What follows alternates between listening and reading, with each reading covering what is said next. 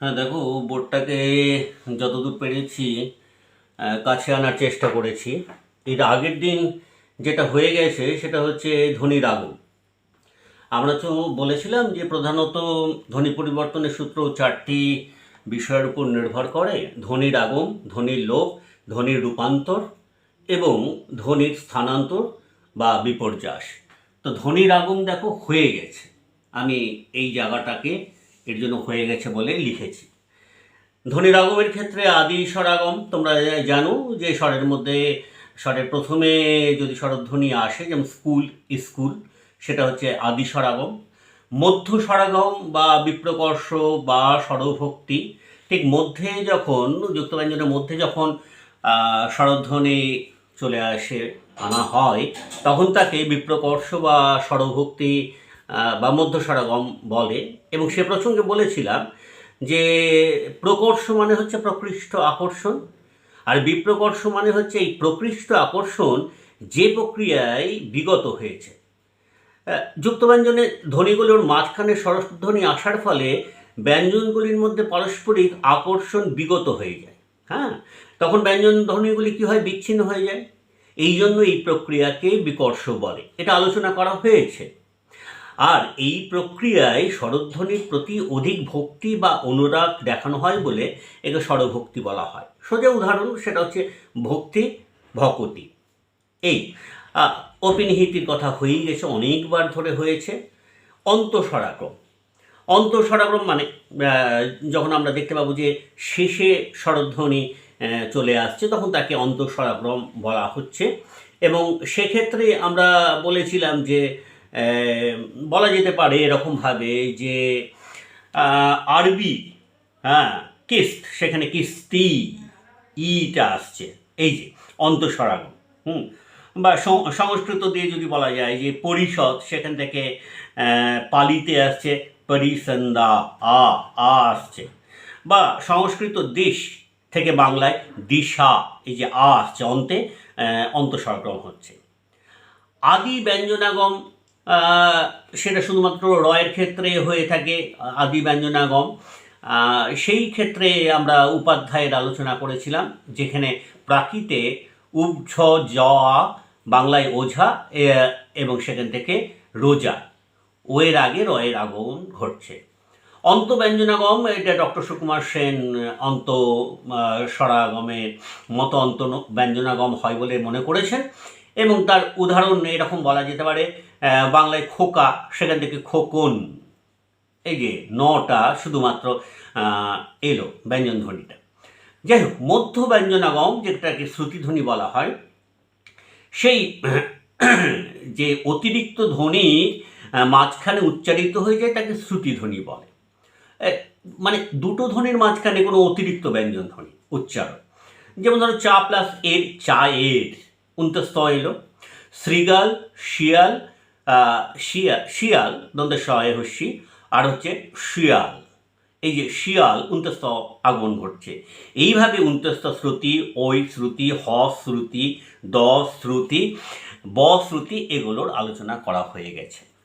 আজকের আলোচনা যেটা হবে অ্যাকচুয়ালি সেটা হচ্ছে ধ্বনির লোপ।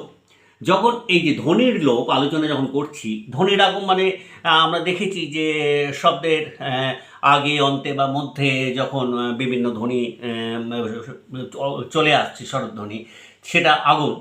ধ্বনির লোপের ক্ষেত্রে ঠিক উল্টোটা হচ্ছে। অর্থাৎ যখন আমরা দেখব যে ধ্বনি লোপের ক্ষেত্রে সেই ধ্বনিটা আউট হয়ে যাচ্ছে, চলে যাচ্ছে, সেটা অন্তেও হতে পারে, মধ্যে হতে পারে, আদিতে হতে পারে। সেইভাবে দেখো, আদি স্বরলোপ, মধ্য স্বরলোপ, অন্ত স্বরলোপ, এইভাবে ভাগ করা হয়েছে। তো আদি স্বরলোপের ক্ষেত্রে সাধারণত বলা যেতে পারে যে শব্দের আদি অক্ষরে শ্বাসাঘাত না থেকে যদি শব্দের মধ্যবর্তী কোনো অক্ষরে শ্বাসাঘাত থাকে, তখন আদি স্বরধ্বনিটি গৌণ হয়ে ক্রমশ ক্ষীণ উচ্চারিত হয় এবং শেষে লোপ পায়।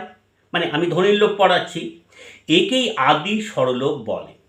যেমন বলা যেতে পারে উদ্ধার, উধার, ধা, এই উদ্ধার, উদ্ধার, উধার, সেখান থেকে ধার। তাহলে কি বলছি, আদি স্বরলোপ। আদিতে কি স্বরধ্বনি ছিল? উ। আদিতে উ স্বরধ্বনি ছিল, সেই উটা আর নেই।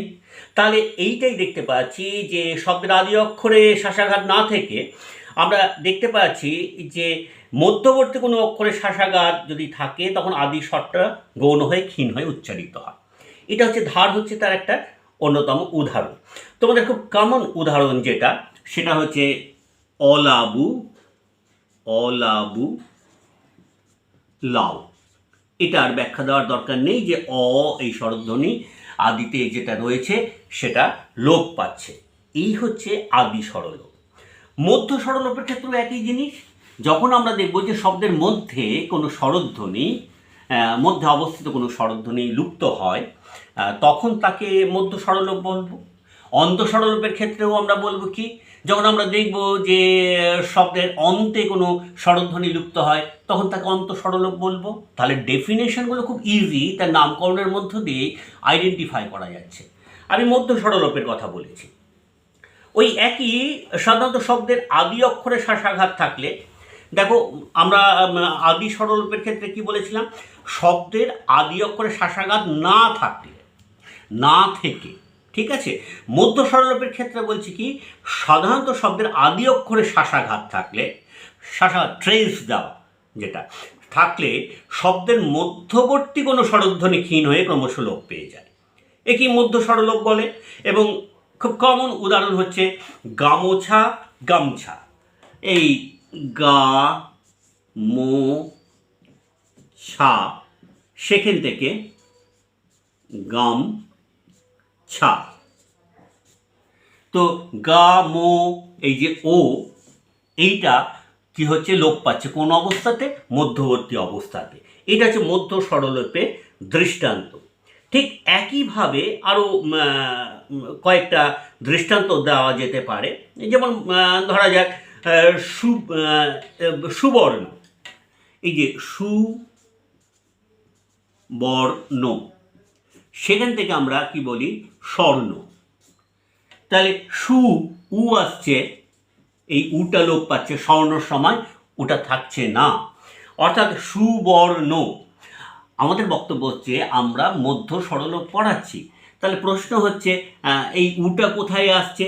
আমরা যখন সুটাকে ভাঙছি, দন্তে স প্লাস উ, এই যে মধ্যবর্তী স্তর, এই মধ্যবর্তী স্তরে উটা লোপ পেয়ে যাচ্ছে, তাই এটাকে বলা হচ্ছে মধ্য স্বরলোপ।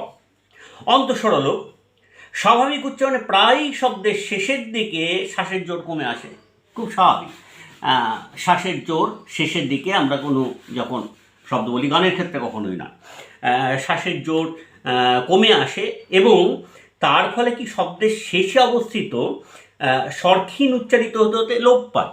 এত কথার দরকার নেই যে শ্বাসাঘাতের জোর শেষের দিকে আমাদের যখন ক্ষীণ হয় তখন স্বরধ্বনি লোপ পায়, এটাকেই অন্ত স্বরলোপ বলা হয় শেষের দিকে। যেমন বলা যেতে পারে রাশি, রাশি, এটা হচ্ছে রাস।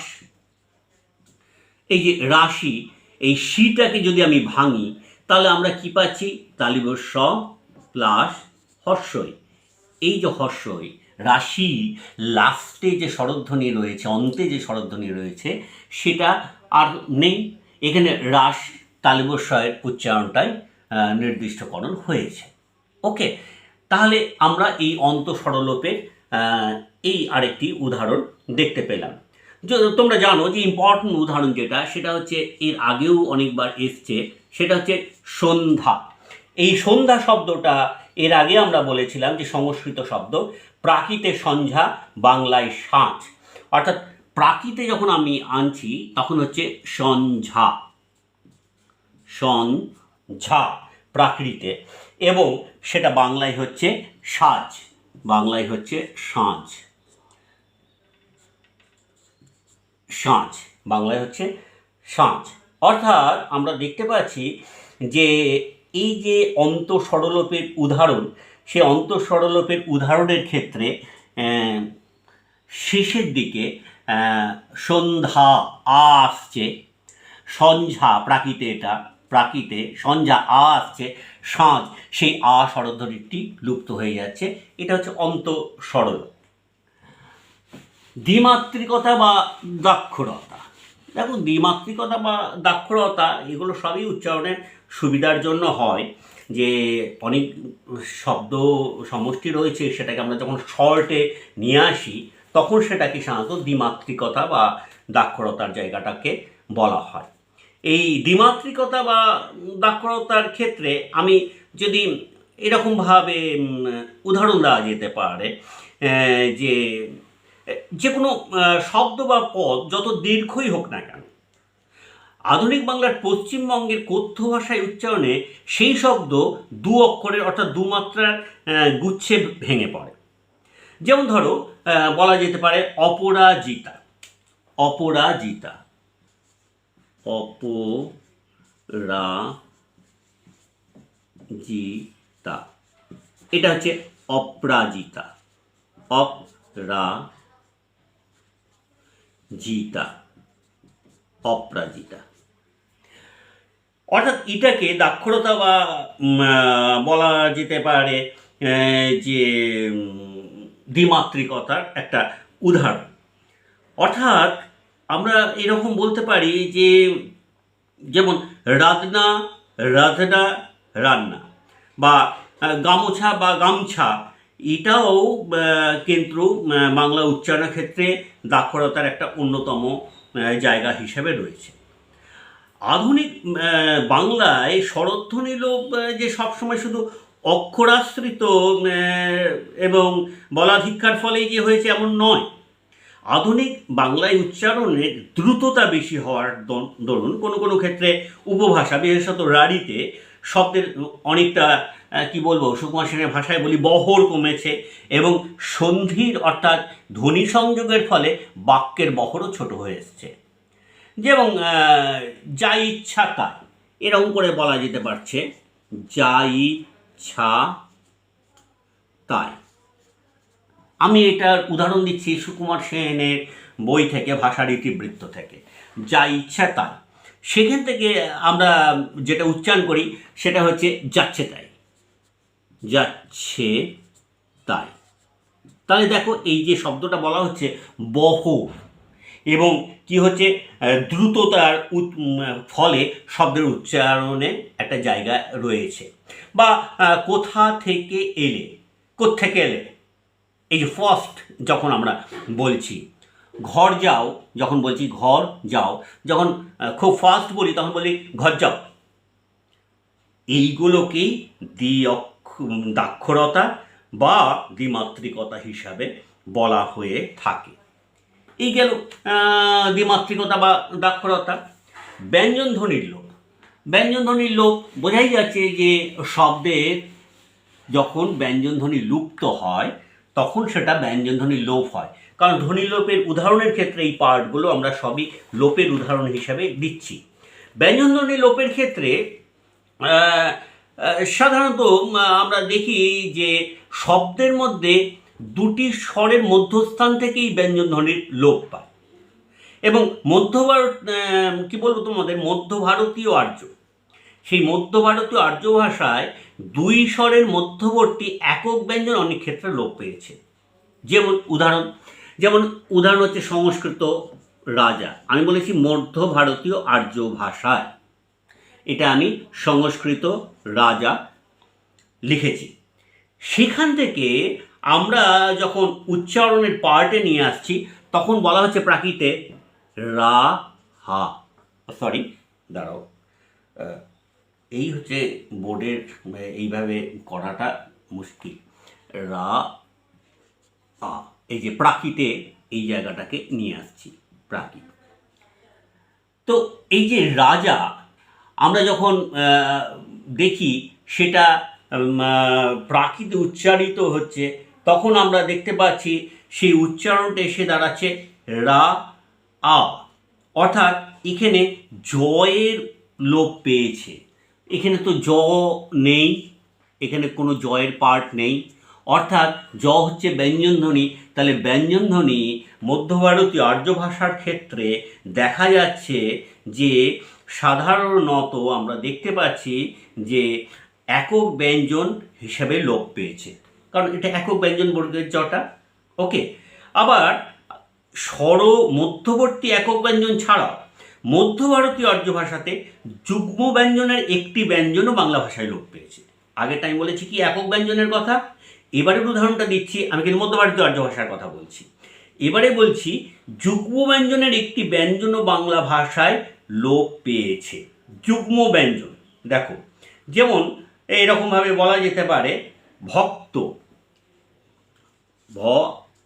এইভাবে আমি লিখলাম ভক্ত। সেখানে আমরা যখন আমরা দেখতে পাই সেইখানে মধ্য ভারতীয় আর্য ভাষাতে, তখন দেখি ভত্ত, তয় ভত্ত। তাহলে কি হলো, এই যে ভক্ত মধ্য ভারতীয় আর্য ভাষায় সেখান থেকে ভক্ত এটা এলো, তারপর দেখতে পাচ্ছি বাংলাতে যখন আসছে তখন হচ্ছে ভাত। তাহলে যুগ্ম ব্যঞ্জন তয়ে, এই যে যুগ্ম ব্যঞ্জন তয়ে সেই ত আর ত, তার মধ্যে একটা ত আউট হয়ে গেল, একটা ত থেকে গেল। তাহলে যুগ্ম ব্যঞ্জনের ক্ষেত্রে একক ব্যঞ্জনের লোপ মধ্য ভারতীয় আর্য ভাষার ক্ষেত্রে আমরা দেখতে পাচ্ছি। এরকম খর্দহ, খর্দা, ফলাহার, ফলার, এক্সেট্রা এক্সেট্রা আরও অনেক উদাহরণ রয়েছে। নেক্সট দেখো সমাক্ষর লোপ। এটা যদিও ভাষাতাত্ত্বিক টিকাতে তোমাদের নেই, তবু বলে রাখি। সেটা হচ্ছে পাশাপাশি অবস্থিত দুটি ব্যঞ্জন ধ্বনির মধ্যে একটি যখন লোপ পায়, বা দুটি সমধ্বনিযুক্ত অক্ষরের মধ্যে একটি যখন লোপ পায়, তখন তাকে সমাক্ষর বলে। বোঝা গেল না তো? সেটা হচ্ছে পাশাপাশি অবস্থিত দুটি সমধ্বনির মধ্যে, বেশ পাশাপাশি অবস্থিত দুটি সমধ্বনি, বড় দাদা, এই যে দুটি সমধ্বনি বড় দাদা, তার মধ্যে কি হয়, একটি যদি লোপ পায় তখন কি হয়, তখন দুটি সমধ্বনিযুক্ত অক্ষরের মধ্যে একটি যখন লোপ পায় তখন তাকে সমাক্ষর লোপ বলে। যেমন বড় দাদা থেকে আমরা কি বলি, বড়দা, বড় দাদাকেও বলে না এখন। ছোট দাদার ক্ষেত্র ছোটদা, একই হচ্ছে তার উদাহরণ। তো এইগুলো হচ্ছে সমস্তই সমাক্ষরের উদাহরণ।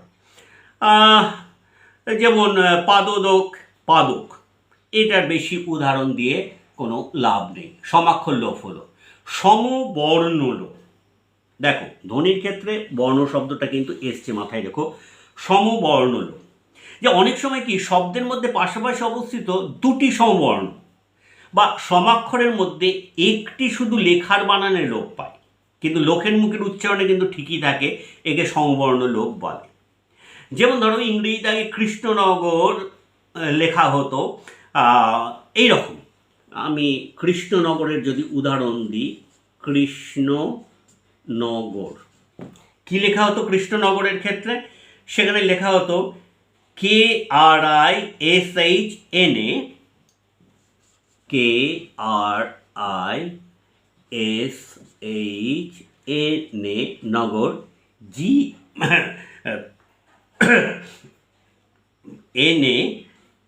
NAGAR,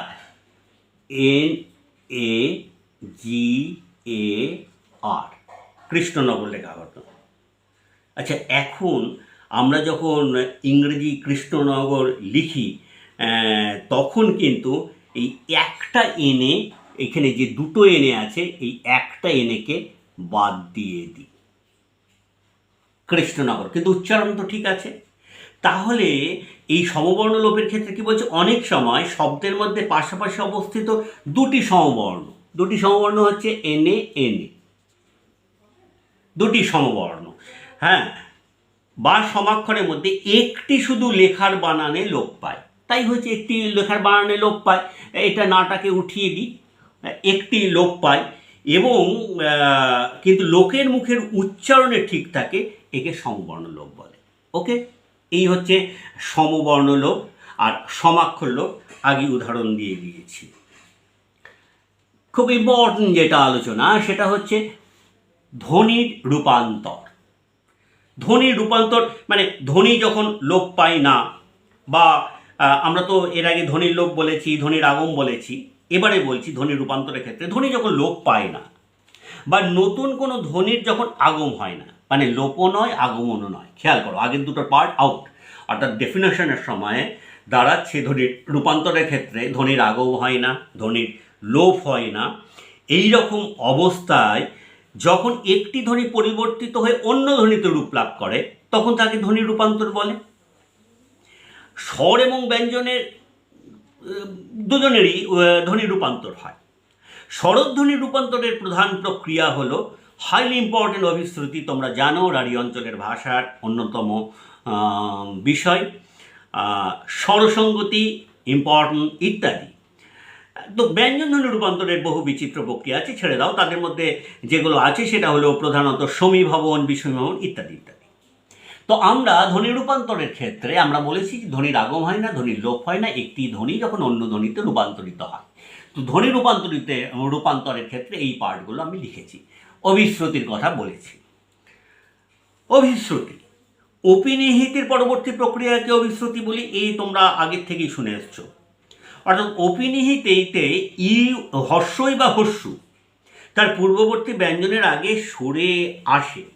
সেই হর্ষই বা হস্যু যখন পাশাপাশি স্বরধ্বনিকে প্রভাবিত করে এবং নিজেও তার সঙ্গে মিশে পরিবর্তিত হয়ে যায় তখন তাকে অভিশ্রুতি বলে। অভিশ্রুতি হল অপিনিহিতির পরবর্তী ধাপ।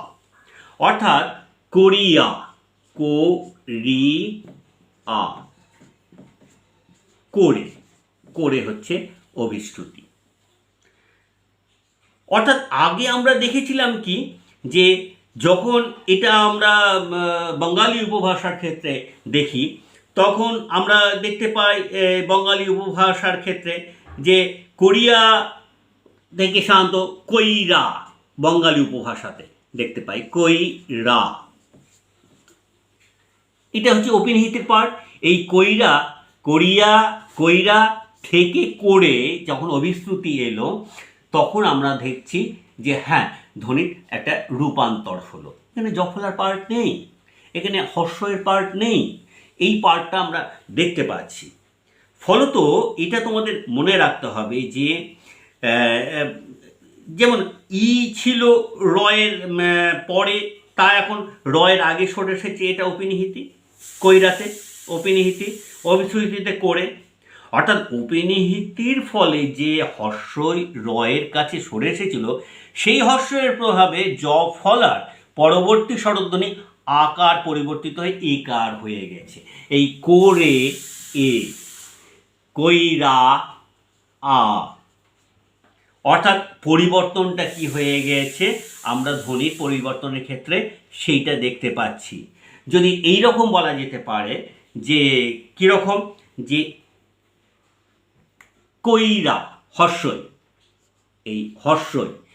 এই হর্ষই এবং রয়ের আগে সরে এসেছিল সেই হর্ষের প্রভাবে জফলার পরবর্তী স্বরধ্বনি আকার, জফলার পরবর্তী স্বরধ্বনি এই আকার কার প্রভাবে? হর্ষের প্রভাবে। জফলার পরবর্তী স্বরধ্বনি আকার কোনটাতে কনভার্ট হয়ে গেছে? এতে কনভার্ট হয়ে গেছে। এটা হচ্ছে অভিশ্রুতির প্রক্রিয়া। অর্থাৎ অপিনিহিতির পরবর্তী স্টেপ হচ্ছে অভিশ্রুতি। অর্থাৎ আমরা এই জিনিসটা দেখতে পাই সবসময়।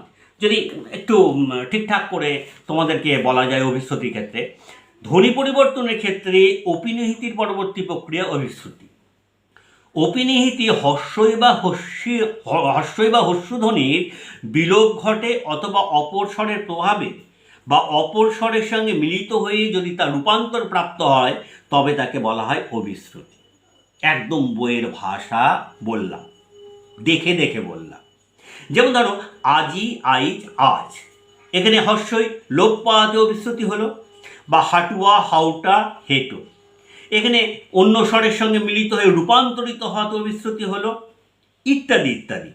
আমি তো বলেইছি অভিশ্রুতি হচ্ছে বর্তমানে পশ্চিমবঙ্গের উপভাষার বৈশিষ্ট্যের মধ্যে বিবেচিত হয় এবং রাঢ়ীর পার্টের মধ্যে সেটা রয়েছে।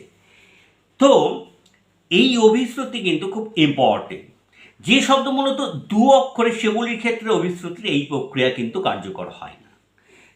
আমি এখানে 3 অক্ষর দেখিয়েছি। যে শব্দ মূলত দু অক্ষরে সেগুলোর ক্ষেত্রে কিন্তু অভিশ্রুতির এই প্রক্রিয়া কার্যকর হয় না। যেমন বাক্য, যজ্ঞ, আজি প্রভৃতি 2 অক্ষরের শব্দের রূপান্তর অপিনিহিতি পর্যন্ত ঠিক, যেটা সুকুমার সেন বলছেন যে জফলার কথা, সেইখানে উদাহরণ যেমন বাক্য আমরা পাচ্ছি, যোগ্য, আজি, আইজ এটা পাচ্ছি, প্রভৃতি 2 অক্ষরের শব্দ রূপান্তরণ অভিনীতি পর্যন্ত ঠিক আছে। বাক্য, যজ্ঞ, আইজ, কিন্তু এরপরে অভিশ্রুতি হবে না। অপিনিহিতির ফলে যে হর্ষই এসেছে, হ্যাঁ, পশ্চিমবঙ্গের ভাষায় সেটা শুধু লোপ পাবে। যেমন বাক্য কয় কয়কার, যজ্ঞ অন্তর্য গয় গয়কার, আইজের জায়গায়। এই কথাটা অভিশ্রুতির ক্ষেত্রে মনে রেখো। স্বরসঙ্গতি, তোমরা চার্ট দেখে বুঝতে পারছো যে স্বরসঙ্গতি 3টে ভাগে বিভক্ত। একটা হচ্ছে প্রগত, পরাগত, থার্ড হচ্ছে পারস্পরিক বা অনন্য। ঠিক একইভাবে সমীভবন এই 3টে ভাগে বিভক্ত, তার জন্য ওর পাশেই আমি লিখেছি সেটাও প্রগত, পরাগত, পারস্পরিক বা অনন্য। অর্থাৎ প্রগত, পরাগত এবং পারস্পরিক এই 3টার যে ডেফিনেশন রয়েছে, এই 3টে ডেফিনেশনের বিষয়কে কেন্দ্র করেই কিন্তু সমীভবনের পার্টটা দেখা যায়। স্বরসঙ্গতি শব্দের মধ্যে পাশাপাশি অথবা প্রায় কাছাকাছি অবস্থিত দুটি পৃথক স্বরধ্বনির মধ্যে যদি একটি অন্যটির প্রভাবে বা দুটিই পরস্পরের প্রভাবে পরিবর্তিত হয়ে একই রকম স্বরধ্বনিতে বা প্রায় একই রকম স্বরধ্বনিতে রূপান্তরিত হয়, তবে সেই প্রক্রিয়াকে স্বরসঙ্গতি বলে। অর্থাৎ খুবই সোজা বিষয় স্বরসঙ্গতির বিষয়টা। স্বরের সঙ্গতি স্থাপনটা করতে হবে স্বরসঙ্গতির ক্ষেত্রে।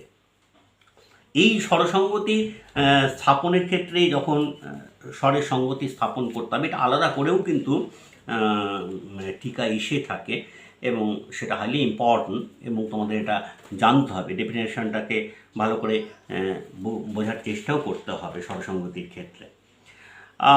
স্বরসঙ্গতির পার্টটা আবার যদি বলি, কোনো একটি স্বরধ্বনির প্রভাবে যদি পূর্ববর্তী বা পরবর্তী অথবা অপর স্বরধ্বনি সঙ্গতি লাভের উদ্দেশ্যে পরিবর্তিত হয়, তবে তাকে স্বরসঙ্গতি বলে। আবারও বলি, কোনো একটি স্বরধ্বনির প্রভাবে যদি পূর্ববর্তী, প্রগত, আচ্ছা, বা পরবর্তী, পরাগত বা অন্য স্বরধ্বনি সঙ্গতি লাভের উদ্দেশ্যে পরিবর্তিত হয়, তবে তাকে স্বরসঙ্গতি বলে। যেমন দেশি, দেশি, দিশি, দেশি, দিশি। তুলা, তুলো। স্বরসঙ্গতি একটা সাধারণ নিয়ম হচ্ছে উচ্চাবস্থা স্বরধ্বনির প্রভাবে নিম্নাবস্থা স্বরধ্বনি অপেক্ষাকৃত উচ্চাবস্থা প্রাপ্ত হয়। আমি স্বরধ্বনির বর্গীকরণের ক্ষেত্রে তোমাদের দেখিয়েছিলাম না, এই যে জিহ্বার যে চার্টের পার্টটা রয়েছে স্বরধ্বনি বর্গীকরণের ক্ষেত্রে, সেইখানে আমরা দেখিয়েছিলাম এই পার্টটা, এই 8টা বিন্দু রয়েছে মৌলিক স্বরধ্বনির ক্ষেত্রে এবং বাংলায় সেটা 7টা। তো এইখানে উচ্চাবস্থা, উচ্চ তোমরা জানো, এটা হচ্ছে নিম্ন, নিম্ন, এটা হচ্ছে উচ্চ, মধ্য, এটা হচ্ছে নিম্ন, মধ্য। কি বলছি, আমি যখন দেশি উচ্চারণ করছি, তাহলে দেশি উচ্চারণ করার সময়ে আমরা অনেক কটা ইম্পর্টেন্ট জিনিস দেখতে পাচ্ছি। কিন্তু এই যে দে, শি, ই, এই যে উচ্চারণের পার্টটা হচ্ছে স্বরধ্বনির বর্গীকরণের ক্ষেত্রে, সেই পার্টের ক্ষেত্রে কিন্তু আমাদের জিভ বারবার ওঠানামা করছে। সেই ওঠানামাটাকে লাঘব করার উদ্দেশ্যে কিন্তু স্বরের সঙ্গতি স্থাপন করা হয়ে থাকে। এইটা মাথায় রাখতেই হবে। যেমন আরও উদাহরণ দেওয়া যেতে পারে স্বরসঙ্গতির ক্ষেত্রে। আমি ধরো দেশি উচ্চারণ করছি, দে, এ উচ্চারণটা আসছে, অর্থাৎ এ যখন উচ্চারণ আসছে সেই উচ্চারণটা দে একবার নিচে আসছে, এতে নিচে এই পোর্শানে আসছে জিভের পার্টটা, তারপরে শি আবার উপরে উঠছে, এটা হচ্ছে হর্ষই, আমরা বলেছিলাম হস্যু, হ্যাঁ, এটা হচ্ছে আ, বাংলা ভাষা আর স্বরধ্বনির বর্গীকরণের ক্ষেত্রে, মৌলিক স্বরধ্বনির বর্গীকরণের ক্ষেত্রে। তাহলে আমি একবার দে, শি জিভটাকে নিচে নামিয়ে আবার ওপরে ওঠাচ্ছি। এই যে জিভটাকে নিচে নামিয়ে আবার ওপরে ওঠাচ্ছি, এইটা লাঘব করার জন্য আমরা ধ্বনি রূপান্তর দেখতে পাচ্ছি কি দিশি, সব জীবটাকে একটা সমান্তরাল পজিশনে রাখার চেষ্টা, দিশি সবই হর্ষের উচ্চারণ হচ্ছে। অর্থাৎ যেটা বললাম যে উচ্চাবস্থা স্বরধ্বনি প্রভাবে নিম্নাবস্থা স্বরধ্বনি অপেক্ষা উচ্চাবস্থা প্রাপ্ত হয়, তাই তো দেখতে পাচ্ছি উচ্চাবস্থা স্বরধ্বনির প্রভাবে নিম্নাবস্থা পক্ষে উচ্চাবস্থা, এগুলো সব উচ্চাবস্থা প্রাপ্ত হয়। অর্থাৎ দৃষ্টান্তে দেখা যাচ্ছে এ উচ্চাবস্থা ই ধ্বনিতে এবং নিম্নাবস্থা আ মধ্যাবস্থা ওকারে পরিণত হচ্ছে, এটাই দেখতে পাচ্ছি। দে এ এটা ইতে যাচ্ছে, সি ইতেই ধ্বনিতে পরিণত হচ্ছে, এই পাঠটা দেখতে পাচ্ছি। স্বরসঙ্গতি ত্রিবিধ, প্রগত, পরাগত এবং অনন্য। খুব সোজা, প্রগত কাকে বলছে? পূর্ববর্তী স্বরধ্বনির প্রভাবে পরবর্তী স্বরধ্বনি পরিবর্তিত হয়ে প্রগত স্বরধ্বনি হয়। যেমন পূজা, পুজো, পূজা, সেখান থেকে আমরা বলতে পারি পুজো, পুজো। এটা প্রগত স্বরসঙ্গতি কেন বলা হচ্ছে? বলা হচ্ছে যে পূর্ববর্তী স্বরধ্বনির প্রভাবে পু, বেশ, পু এলো, দীর্ঘ অবশ্য যাই বলো না কেন, এটা স্বরধ্বনি, এর প্রভাবে কি বলা হচ্ছে যে পরবর্তী স্বরধ্বনি, অর্থাৎ বলা হচ্ছে পূর্ববর্তী স্বরধ্বনির প্রভাবে পরবর্তী স্বরধ্বনি পরিবর্তিত হয়ে কি হয় যে আমরা প্রগত স্বরসঙ্গতি দেখতে পাই। সেখানে পুজো, এই যে উ, এই স্বরধ্বনিটা যখন আমরা পুজো বলছি, এখানে আ আছে, যা লাস্টে স্বরধ্বনিতে আ আছে, তখন আমরা দেখতে পাচ্ছি পরিবর্তিত হয়ে কি হচ্ছে, এখানে পুজো হচ্ছে, ও হচ্ছে। তাহলে কিসের প্রভাবে? পূর্ববর্তী যে স্বরধ্বনি উ, পু, তা প্রভাব পেয়েছে কিসের ওপরে? জায়ের ওপরে, আয়ের ওপরে, তার ফলে আটা ওতে কনভার্ট হচ্ছে। তাহলে প্রগত স্বরসঙ্গতি কাকে বলবো? বলবো পূর্ববর্তী স্বরসঙ্গতির প্রভাবে পরবর্তী স্বরধ্বনির প্রভাবে পরবর্তী স্বরধ্বনি পরিবর্তিত হচ্ছে, এই যা জো হচ্ছে, তখন তাকে